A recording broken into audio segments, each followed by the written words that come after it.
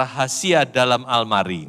Saya mulai dengan sebuah pepatah bahasa Mandarin. Pepatah ini bunyinya Jia Jia Yu Ben Nan Nian De Jing. Yang artinya, arti hurufiahnya, setiap rumah tangga itu ada kitab yang susah untuk dibaca. Dalam bahasa Inggris, peribahasa yang sama berbunyi every family has its own cupboard. Setiap rumah itu punya lemari sendiri-sendiri. Jadi pepatah ini artinya setiap rumah tangga itu punya beban sendiri-sendiri. Setiap rumah tangga, setiap pribadi ada masalah, persoalan, beban-beban yang susah untuk diceritakan kepada orang lain. Karena mungkin orang tidak bisa mengerti. Ini maksudnya. Jadi dalam tugas-tugas saya, pelayanan saya sebagai hamba Tuhan, saya banyak melihat ternyata setiap rumah tangga itu punya masalah sendiri-sendiri. Kadang kita tidak mengerti.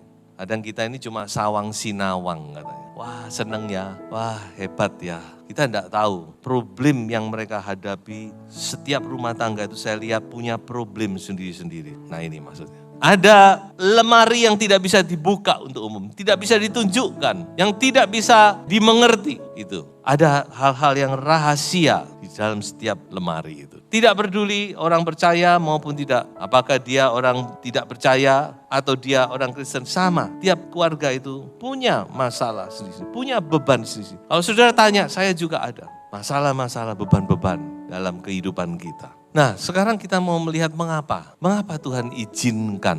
Mungkin ada yang bertanya, mengapa? Kok Tuhan izinkan saya alami ini? Mengapa Tuhan izinkan ada pergumulan ini dalam hidup rumah tanggaku? Dalam hidupku. Ketika saya merenungkan, maka saya temukan ada 3 hal. Mengapa kok Tuhan izinkan hal ini? Yang pertama adalah supaya kita tidak takabur. Artinya kita tidak sombong. Tidak lupa diri. Paulus, hamba Tuhan yang luar biasa, hamba Tuhan yang dipakai oleh Tuhan, yang tidak usah diragukan lagi komitmennya kepada Tuhan, pelayanannya kepada Tuhan. Toh juga diberi duri. Ada duri yang Tuhan izinkan dalam kehidupan Paulus. Dan Paulus sadar, dia berkata, ada satu duri dalam dagingku. Mengapa Tuhan berikan duri itu? Supaya aku jangan meninggikan diri.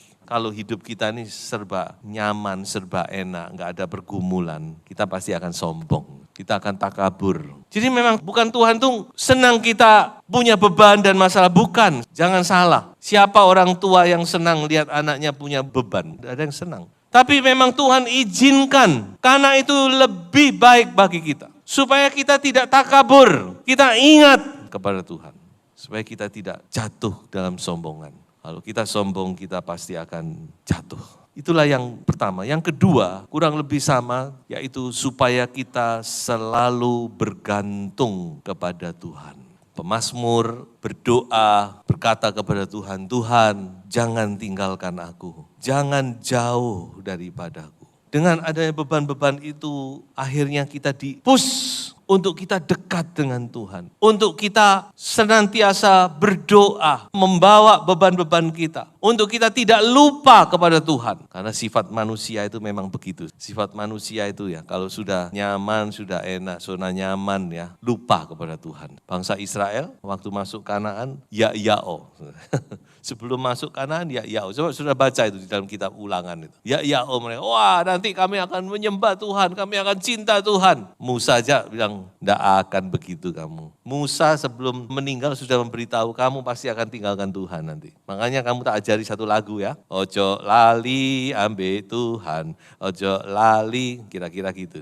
Itu kan lagu di Ulangan terakhir. Supaya kalau kamu tinggalkan Tuhan, kamu nyanyi lagu ini, kamu ingat. Ya itulah manusia, siapa saja sama. Tidak ada yang saudara, wah saya hebat. Tidak, sama, saudara dan saya sama. Coba kita ini tidak punya pergumulan, nggak punya masalah, enak terus hidupnya ya. Wah pasti kita akan lupa sama Tuhan. Dan kita akan jatuh dan itu lebih mengerikan lagi. Apalagi kalau sampai jiwa kita binasa. Tuhan berkata, apa gunanya kamu memiliki seluruh dunia kalau jiwamu tidak selamat. Dan kita harus bersyukur, Tuhan baik. Baik, sangat baik. Kebaikan Tuhan itu tidak bisa kita ukur dengan dari diri kita sendiri. Karena kebaikan Tuhan itu ukurannya adalah kekekalan. Yang Tuhan lihat adalah kekekalan. Bukan cuma 10-20 tahun di dunia ini. Kalau cuma 10-20 tahun itu enggak ada apa-apanya. Tapi Tuhan melihat sampai kekekalan. Tuhan ingin kita ada di kekekalan bersama dengan Dia. Makanya kadang Tuhan izinkan hal-hal tersebut. Yang ketiga, yang tidak kalah pentingnya, adalah untuk mendewasakan iman kita.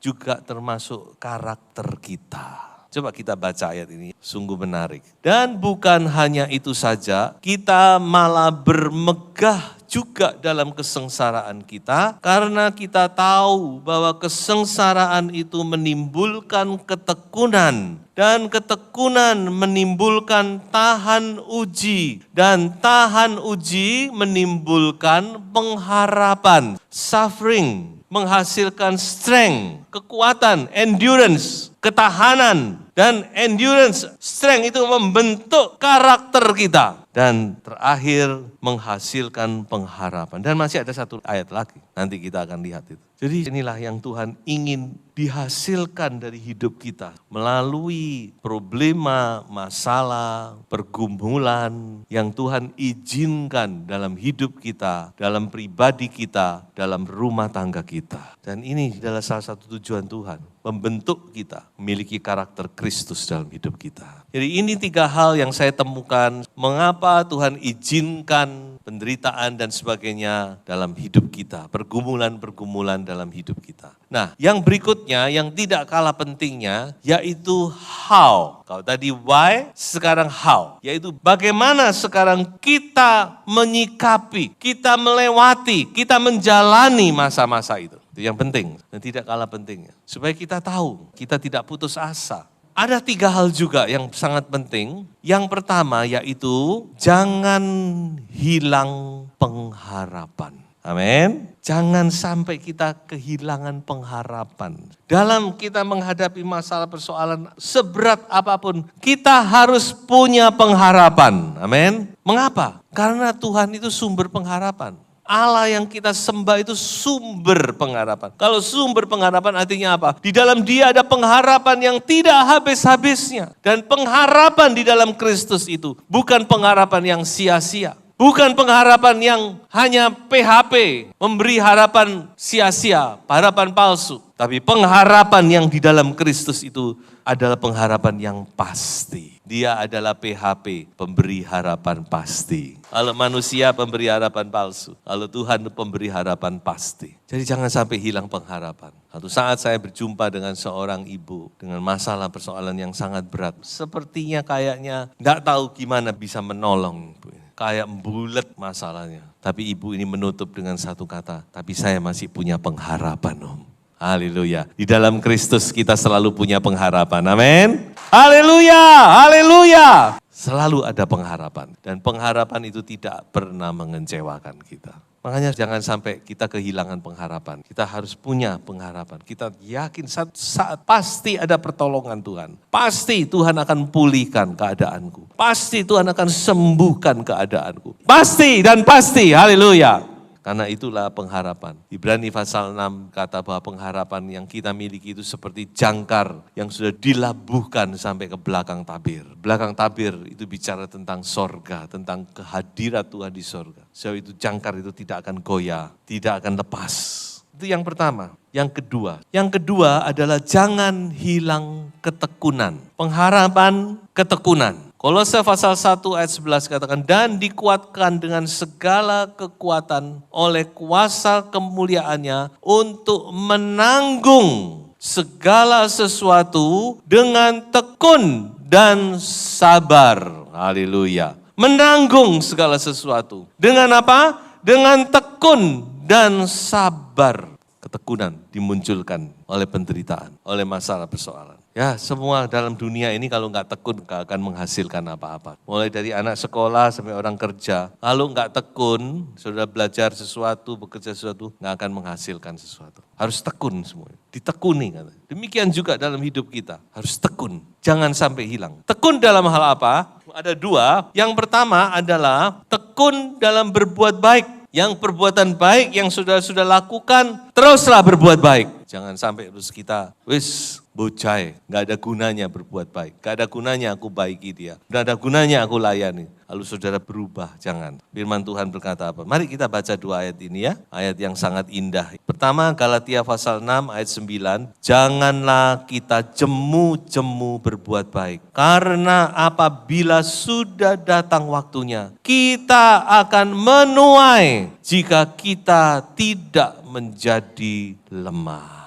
Kalau lemah, ya waktunya menuai sudah. Tapi kalau kita tetap tidak jemu, kita tekun dalam berbuat baik. Satu saat pasti kita akan menuai. Karena hukum tabur tua itu pasti. 2 Tesalonika 3 ayat 13. Dan kamu saudara-saudara, janganlah jemu-jemu berbuat apa yang baik. Tetaplah melakukan kebaikan. Yang kedua adalah tekun dalam doa. Tekun dalam doa. Jangan sampai hilang ini ketekunan dalam doa. Yang sudah mulai lemah, dulu tekun, sekarang sudah enggak tekun lagi, ayo bertekun dalam doa. Ingat, PR kita belum selesai loh saudara. Jangan lupa loh, masih banyak yang harus kita doakan. Masih banyak pergumulan kita. Jangan lalu saudara lupa, wah sudah enak, PR kita belum selesai. Selama kita ada di dunia ini, PR kita belum selesai. Kita harus berdoa, bawa dalam doa, tekun dalam doa. Bawa pergumulan saudara, anak-anak saudara, menantu saudara, cucu-cucu saudara. Bawa dalam doa. Ya, jangan lalu dilupakan, dianggap udah beres. No. Kita harus bertekun dalam doa. Bertekun sampai kapan? Ya sampai Tuhan kabulkan doa kita. Jangan lupa terus dibawa dalam doa. Bertekun, saudara. Lukas 18 ada satu perumpamaan bukan? Dan perumpamaan ini Tuhan sendiri yang mengatakan kepada kita. Bagaimana dikatakan kita harus berdoa sampai doa kita itu didengar, dijawab oleh Tuhan. Dan ingat bahwa Tuhan kita tidak pernah mempersulit manusia. Jangan sampai salah. Makanya jadi anak Tuhan gak boleh mempersulit orang. Tapi saudara ingat bahwa Tuhan tidak pernah mempersulit anak-anaknya. Kalau memang waktunya pasti Tuhan jawab, amin. Tuhan gak pernah waktunya, lalu dijawab, lalu Tuhan bilang nanti bulan depan aja. Kok enak? Enggak, itu bukan karakter Tuhan. Makanya sudah harus tekun, berdoa dengan iman, dengan ketekunan, percaya. Karena dia pasti akan menjawab kita pada waktu yang tepat. Amin. Dan sekarang yang ketiga, jangan hilang semangat. Pengharapan, ketekunan, yang ketiga adalah semangat. Hidup harus punya semangat, amin. Firman Tuhan berkata, kalau orang sudah gak punya semangat, dia akan tidak mampu menghadapi kesulitan hidup. Karena hidup ini harus berjuang. Sudah harus bersyukur oleh pertolongan Tuhan. Kita masih dalam perlindungan Tuhan. Makanya kita harus punya semangat untuk hidup. Ya, semangat! Jangan sampai kehilangan semangat. Satu contoh, Yakub pernah kehilangan semangat. Yakub yang di kitab Kejadian itu ya. Yakub pernah kehilangan semangat. Sejak kematian Yusuf, kematian tanda kutip ya. Dia akan pikir anaknya Yusuf sudah mati. Dia sudah gak punya semangat untuk hidup. Kepinginnya cuma mati saja. Supaya sedang cepat-cepat ketemu Yusuf. Itu Yakub. Lalu kapan semangatnya dipulihkan? Ini ayat ini kan. Tetapi ketika mereka menyampaikan kepadanya segala perkataan yang diucapkan Yusuf. Dan ketika dilihatnya kereta yang dikirim oleh Yusuf untuk menjemputnya. Maka bangkitlah kembali semangat Yakub, ayah mereka itu. Haleluya. Ada dua hal yang membuat Yakub bangkit. Pertama adalah perkataan Yusuf. Kedua adalah kereta Yusuf. Ini gambaran yang indah. Perkataan Yusuf, karena Yusuf itu gambaran dari Tuhan kita Yesus Kristus. Pemelihara kehidupan. Yusuf kan punya gelar Zavnat Paaneah. Yang artinya pemelihara kehidupan. Itu gambaran dari Yesus. Jadi ketika Yakub mendengar perkataan Yusuf dan melihat kereta Yusuf, dia bangkit. Demikian juga kita orang percaya. Bagaimana kita bisa bangkit semangat kita? Dua hal, yaitu dari firman Allah dan dari kuasa Roh Kudus. Kalau saudara tidak punya semangat, baca firman Tuhan. Kalau semangat saudara mulai lemah, baca firman. Perkataan Yusuf. Dengar perkataan Yusuf dan berdoa. Cari kuasa Roh Kudus. Minta kuasa Roh Kudus, minta jamahan Roh Kudus. Kereta itu yang berkuasa itu. Dua hal ini yang bisa membangkitkan. Yusuf kita itu memang luar biasa. Dia spesialis. Yusuf itu Yusuf yang spesialis untuk membangkitkan semangat. Makanya saudara kalau nggak punya semangat jangan lari kemana-mana ya. Jangan cari ini, cari itu, bocai kabin. Saudara cari Tuhan Yesus. Amin. Dia yang bisa membangkitkan semangat kita. Coba kita lihat ayat ini. Bulu yang patah terkulai tidak akan diputuskannya. Dan sumbu yang pudar nyalanya tidak akan dipadamkannya. Sampai ia menjadikan hukum itu menang. Tetap berdoa, tetap bersemangat, tetap maju terus mengiring Tuhan. Haleluya. Tuhan Yesus dipermuliakan. Haleluya.